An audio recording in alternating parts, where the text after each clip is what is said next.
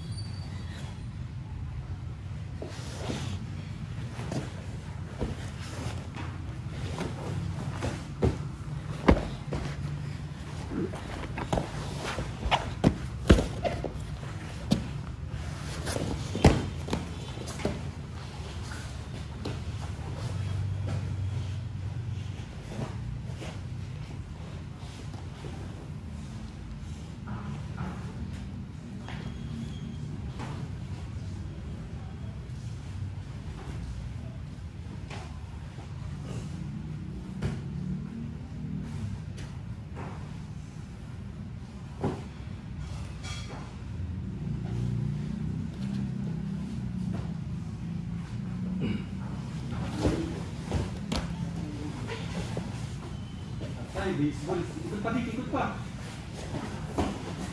Yung kaliwang kamay mo, ay, yung kaliwang kamay mo, ano mo ba? Tiga mo. Nagaya ka? Ano na? Saan galing? Siguro papasok. Nagulat lang. Papasok may tao. Oo, balik siya. Talata ako. Kaya, ngayon lang. Niluto na sa amin. Natatuloy. Hindi na mo siguro ipatalo.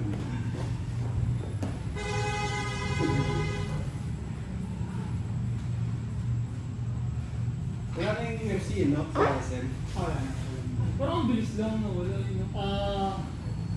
Umayaw nag-cancel ng tie-up si SM. Nag-tie-up kasi si David at si... Great Belter. Siguro napansin ni SM na Mahina. patay. Parang nilagay ba naman dun sa may third floor? Nangyari, kinancel na ni SM yung tie-up. After 2 years. Nakakangin. Siguro nasa kontrata. Bisa sa istinata sila yun. Siyempre. Ano na si SM na? Ganun naman sila. Nakuha dito. Nasa nakuha dito. Kasi hindi umuupa pa si UFC. Wala bahit sa upa eh.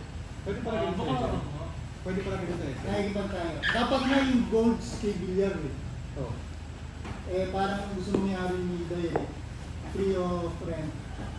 Tapos gusto ni Villar yata 60-40. Lamang siya. 60 kay Villar. 40 kay David. Siyempre ikaw yung owner. Kasi naging management yun. Hindi siguro nagkasundo sa Dapat ito lang Robinson. Pwede kayo yung ngayon, nagpupulang na sila sa Ayala, puro galleria ng tinatarget nila. Robinson Galleria meron. So hindi ba namin magkaroon dito? No? Pwede, possible. Kung hindi ko kontra si anytime. Kasi siya naman dyan. Parang Mercury rin. Pero magkaiba ba yan? Magkaiba ba yun? Pwede magkaiba naman sila ng target eh. Kasi mga martial arts ko, lalo masyadong gamit yun eh. Diba? Pero gusto kasi na mangyari talaga ng dahil combination ng gold saka MMA. Parang may gamit, may MMA. Ayaw niya ng MMA lang eh.